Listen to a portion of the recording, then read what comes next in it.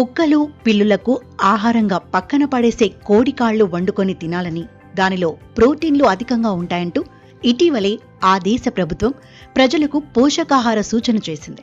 ఈ సూచనపై ఆ దేశ ప్రజల నుంచి ప్రభుత్వానికి వ్యతిరేకంగా తీవ్ర విమర్శలు వ్యక్తమవుతున్నాయి. చాలా దేశాలు ప్రస్తుతం పెరుగుతున్న ద్రవ్యోల్బణంతో కొట్టుమిట్టాడుతున్నాయి. ద్రవ్యోల్బణం పెరుగుతోన్న దేశాలలో ఈజిప్టు కూడా ఒకటి.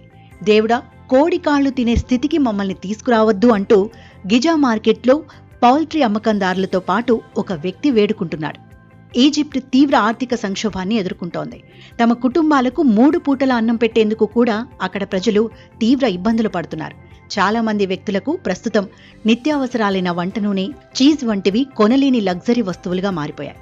కొన్ని ఉత్పత్తుల ధరలు నెలల వ్యవధిలోనే 2-3 పెరిగిపోయాయి. ఇటీవలి కాలంలో ఒక్క గుడ్డు ధర కూడా 13 రూపాయలకు పెరిగిపోయినట్లు తెలిపారు. దీనికి కారణం ఈజిప్ట్